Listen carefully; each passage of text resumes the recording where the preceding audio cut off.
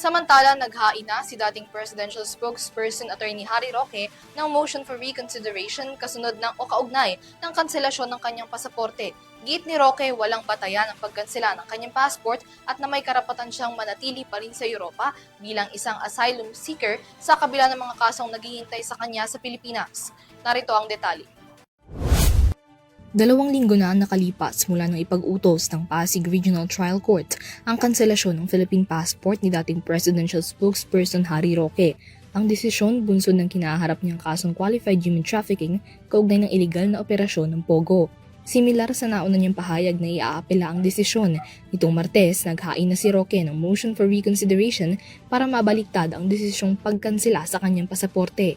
Sa isang opisyal na pahayag, kinumpirma ni Roque ang pagsusumite ng apela laban sa desisyon sa batayang wala niya itong legal na basihan. Muling iginiit ni Roque na siya ay hindi pugante at na nagkamali ang korte nang ideklara siya bilang fugitive from justice. Dagdag niya, hindi maaaring questionin ang patuloy niyang pananatili sa Europa dahil saklaw ng kanyang karapatan ng paghingi ng asylum mula sa nasabing bansa. Matatanda ang nasa grounds ng kanselasyon ng kanyang passport ang kawalan ng sapat na dahilan para sa hindi niya pagbalik sa Pilipinas sa kabila ng mga kinaharap na akusasyon. Depensa pa ni Roque, sapat na dahilan ng kanyang aplikasyon ng asylum para manatili pa rin siya sa Europa at sa hindi niya pagbalik sa Pilipinas. Para sa EuroTV News, Mia Layagin sumasaludo sa bawat Pilipino.